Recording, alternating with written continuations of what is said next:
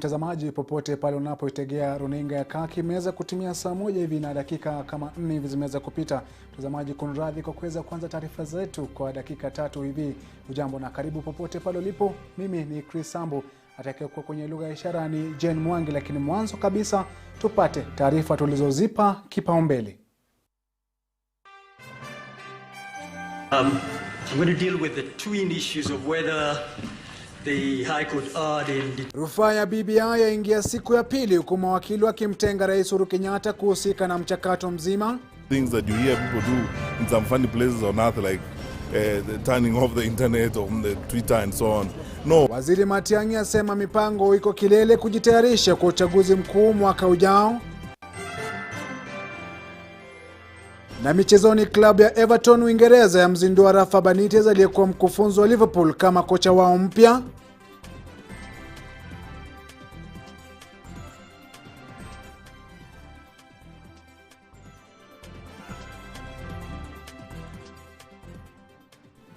Naam, karibu mpenzi mtazamaji, tuandamane mwanzo hadi tamati, na hii leo tunaweza kuanza na taarifa kuu ambapo mahakama ya rufaa kwa siku ya pili hii leo imeendelea kusikiliza kesi ya mchakato wa BBI kwenye kikao cha leo.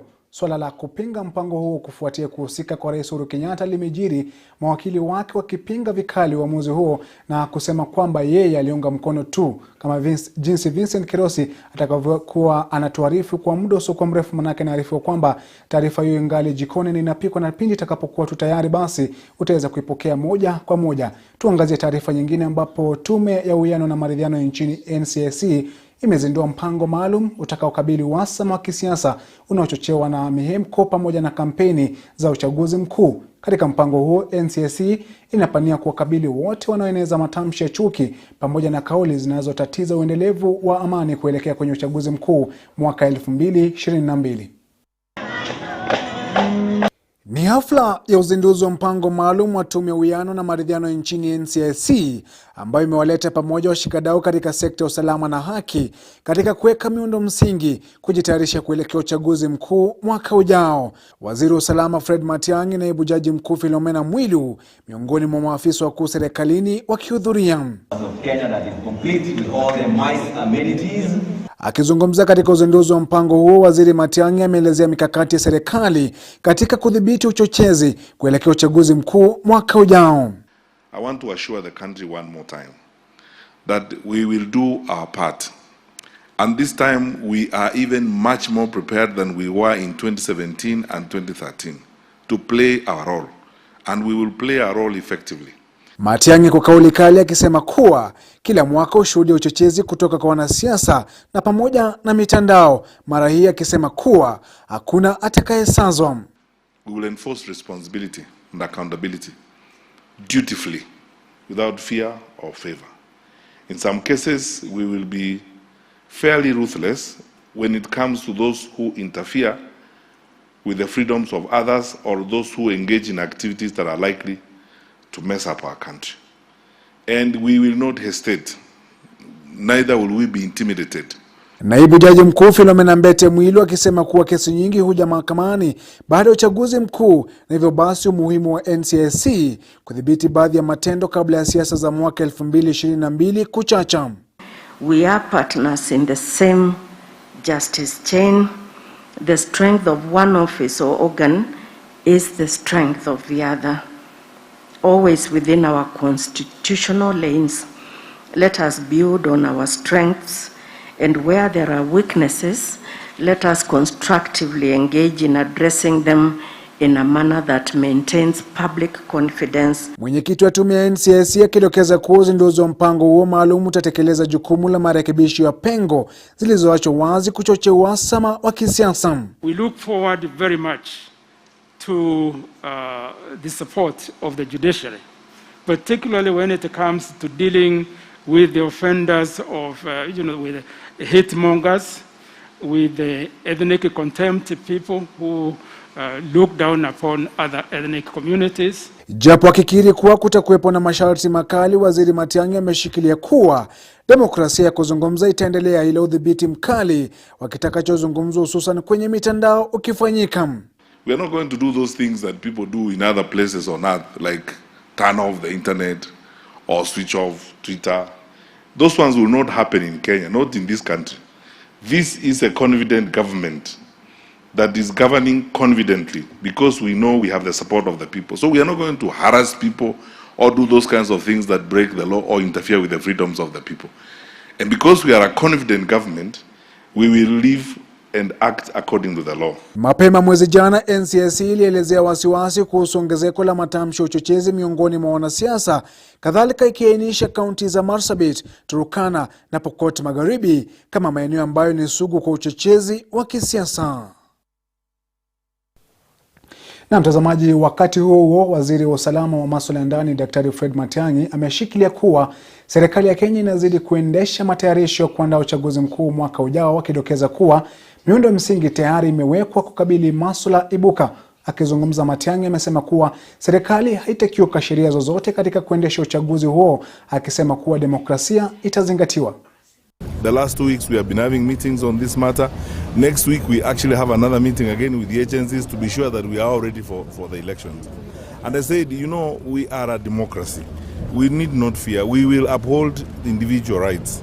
You know, Kenya has come so far. We are a mature country. We are not going to do some of those things that you hear people do in some funny places on earth, like turning off the internet or the Twitter and so on. No, because Kenyans are disciplined people and we believe they are going to be. But of course that does not mean that we are not ready to enforce responsibility and call people to account. We have sufficient laws, we have solid institutions, you know, evidenced by our own judiciary. We have solid institutions in this country and we are now ready to play our part collaboratively with others to ensure that our country goes through this exercise very peacefully. So it's upon Wananchi and all of us to live, you know, cohesively. So that's all. It's assurances that we are giving the country that we are ready and we are prepared to work together, and we will collaborate not just with NCIC but with all the other law enforcement. Na mtazamaji, kwingineko ni kwamba gavana wa kaunti ya Kakamega Wycliffe Oparanya amehimiza bunge la seneti kupitisha mswada utakaofanikisha kuendelea kwa magatuzi bila vizuizi. Kulingana na Oparanya, magavana wapya wanafaa kulazimishwa kisheria kuendeleza miradi iliyoanzishwa na magavana waliostaafu au kuondoka afisini. Oparanya vile ameomba serikali kupiga marufuku shughuli zote za mchezo nchini kwa madai kwamba zinachochea kuongezeka kwa maambukizi ya virusi vya korona.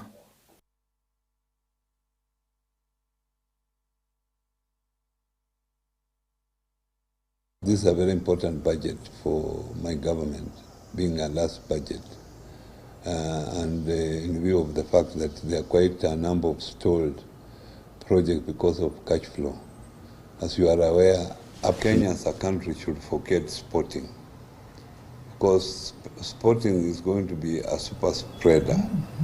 In our own county, for the first time this month, as I talk today, we have lost 29 people who have died because of COVID. And that's why we have insisted that people should not go for funeral, should not go for churches, because there is no need of telling people not to go to the church. And then the same people end up going for a funeral. So enforcement should be strict. The Lake region is now the most affected, it's a hot spot. I'm talking of 29 deaths in Kakamega County. Kisumu will be worse than Siaya, because those are the hottest spots also. Na mtazamaji, dakika 13 zimeweza kukatika baada ya saa 1 juu ya alama. Napata mapumziko ya kwanza hapa ndani ya taarifa za Mwale wa Kirk, lakini usibanduke uliko, manake nikirejea nitakuwa nikikujuza mengi kuhusiana na mchakato mzima wa rufaa ya BBI kwenye mahakama ya rufaa. Siende mbali.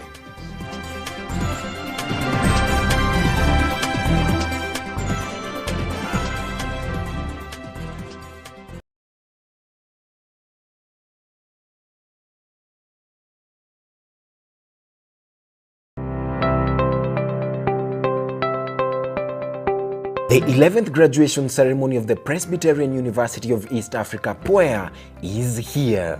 PUEA is a faith-based chartered private university sponsored by the Presbyterian Church of East Africa. At PUEA, we aim at producing holistically trained graduates for the service of God and humanity. The 11th graduation comes soon after the award of a charter by the government. This has renewed the university's determination to become a global center of knowledge, science, innovation, and research. The university gives students an academic experience that prepares them for success in their careers. In the midst of COVID-19 related challenges, we continue to ensure students complete their studies successfully, graduate, and move on to the next level of their lives. Therefore, it is with great pleasure that we announce the 11th graduation ceremony of the Presbyterian University of East Africa on Friday, 2nd July 2021 from 9 a.m. at the University Grounds, Thogoto, Kikuyu. The graduation theme is Education for Resilience in a Dynamic World. In order to adhere to the Ministry of Health COVID-19 protocols, the ceremony will be virtual. We appreciate all teaching and non-teaching staff, parents, guardians and sponsors for supporting the graduates throughout the academic journey whose climax is this special moment of celebration. We applaud the class of 2020 for their resilience during these challenging times. Congratulations once again, the class of 2020, and God bless you. Thank you very much. The event will be broadcasted live on Kirk TV and streamed on all university social media platforms.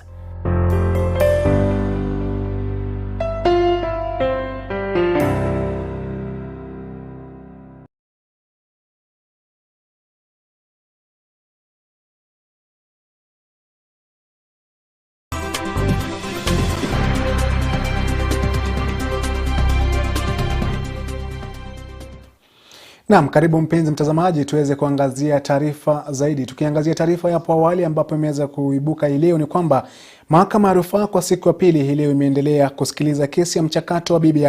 Kwenye kikao cha leo, swala la kupinga mpango huo kufuatia kuhusika kwa Rais Uhuru Kenyatta limejiri, mawakili wake wakipinga vikali uamuzi huo na kusema kwamba yeye aliunga mkono tu mchakato wa BBI, kama jinsi mwanahabari wetu Vincent Kerosi anaarifu zaidi.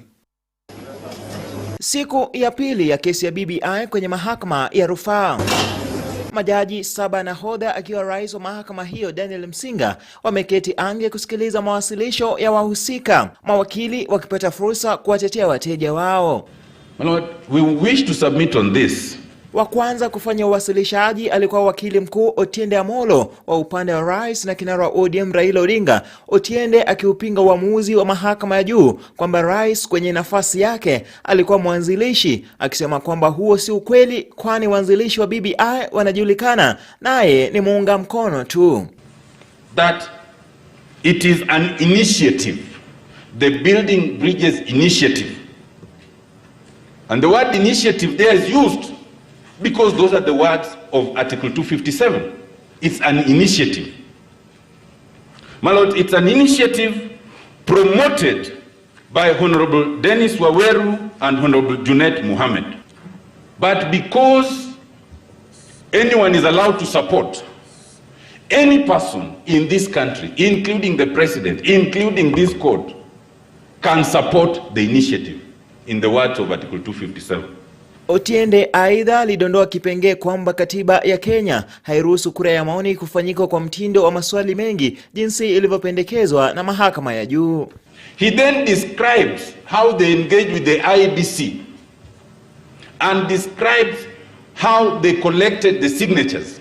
Wakati huo aliyekuwa mwanasheria mkuu Githu Muigai ametaja kuwa rais ni mwananchi kama wengine na kwamba ana haki ya kuchangia katika masuala muhimu ya kitaifa. Independence is for every constitutional institution. Parliament is independent, the president is independent, and all these commissions are independent. Wakili Gumbo akiwakilisha tume huru ya uchaguzi na mipaka nchini IEBC ameitetea tume hiyo na kusema kwamba ilifanya jukumu lake la kuhakiki sahihi zaidi ya milioni 3 zilizowasilishwa mbele yake na jopo la BBI.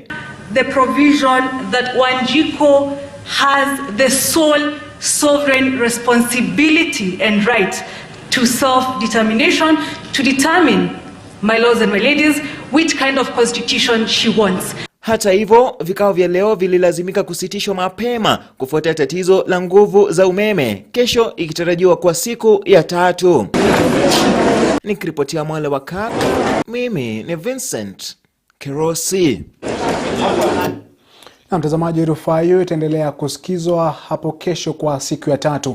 Tukisonga mbele ni kwamba zaidi ya wahudumu 300 wa uchukuzi wa bodaboda kutoka kaunti ya Kajiado wamepewa mafunzo ya siku 2 kuhusu usalama barabarani na ujuzi wa kuzuia vifo vinavyotokana na ajali za pikipiki. Mwanahabari wetu Kunele Somuse ana maelezo zaidi kuhusiana na taarifa hiyo. Mafunzo hayo kuhusu umuhimu wa uendeshaji salama na mavazi ulifadhiliwa na Bodi ya Barabara ya Kenya na inanuia kuwafaidi waendeshaji wapya katika sekta ya bodaboda wanaotoka sehemu za mashambani. Hii ni nafasi mzuri sana yenye tumepata kwa kuja kutufundisha mambo ya training. Tunashukuru sana kwa kufika leo. Siku ya Jumanne tumeongojea kwa muda mrefu, lakini leo wamefika na tunashukuru Mungu. Wengi wa wahudumu wa bodaboda wamekiri kwamba sababu kuu ya kuongezeka kwa visa vya ajali ni ukosefu wa ujuzi wa jinsi ya kutumia barabara. Ni ile watu wa magari watuheshimu vile sana. Ukikutana na wao ukitaka kuovertake hata kama alikuwa anaenda polepole, unaona naye anakimbia ama anakublock mbele anakutusi. So tuko na changamoto kama hizo. Wahudumu hao vile wamekiri kwamba vijana wengi huchukua mikopo ya kununua pikipiki bila ujuzi wowote wa barabara. Tumekuwa na changamoto mingi sana. Mimi kama kiongozi, ile changamoto ambayo naweza kupata nayo hapa, moja ni kwamba wageni wanapoingia katika hii sekta wanakuja wakiwa na maneno mingi.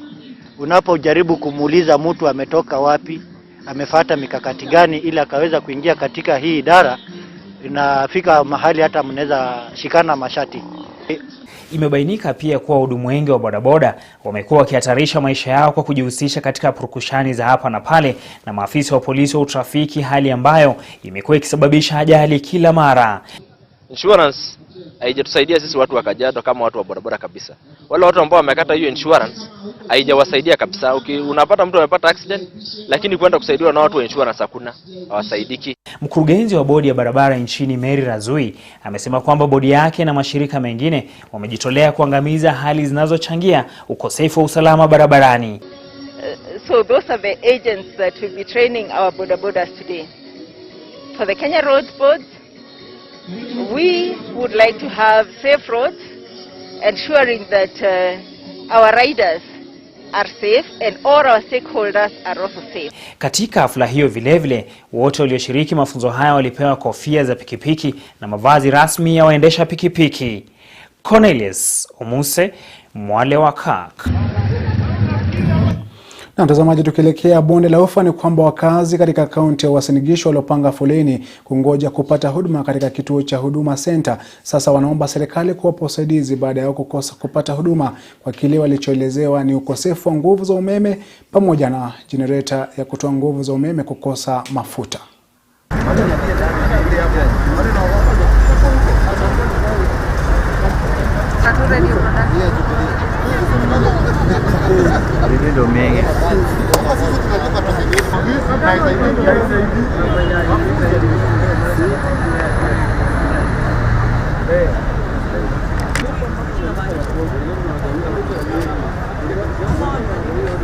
Na mtazamaji, baada ya taarifa hiyo, hebu tupate yaliyojiri viwanjani.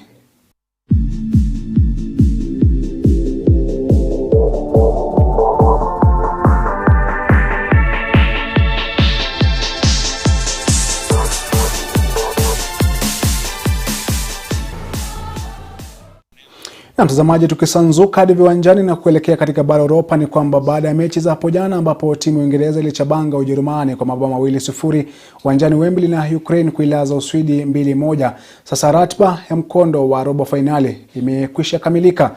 Mechi ya kwanza ya mkondo huo itakuwa baina ya Uswizi dhidi ya Uhispania itakayochezwa siku ya Ijumaa kwanza saa 1 jioni uwanjani St Petersburg nchini Urusi. Baadaye usiku huo Belgiji watakabana kona Italia uwanjani Fußball Arena mjini Ujerumani. Siku ya Jumamosi Jamhuri ya Czech itakabiliana na timu ya Denmark kuanzia saa 1 jioni mjini Baku, Azerbaijan, huku Ukraine wakifunga kazi dhidi ya Uingereza uwanjani Stadio Olimpiki mjini Rome, Italia.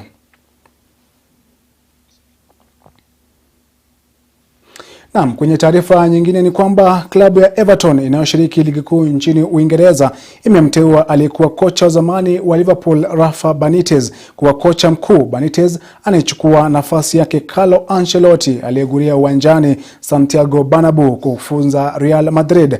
Mashabiki wa klabu ya Everton wameibua hisia tofauti kuhusu uteuzi wake Benitez, ikizingatiwa kwamba alikuwa kocha wa mahasidi wao wa eneo la Merseyside Liverpool. Kocha huyo ameandikisha mkataba wa miaka 3 kuwakilisha uwanjani Goodison Park.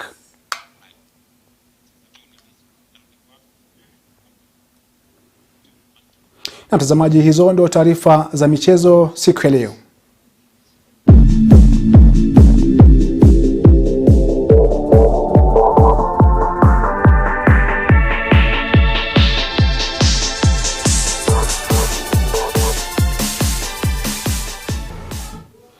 Na mtazamaji, dakika 25 zimeweza kukatika baada ya kutimia saa 1 juu ya alama, na hapo sina la ziada ila kukamilisha taarifa hizi za Mwale wakati Jumatano ya leo.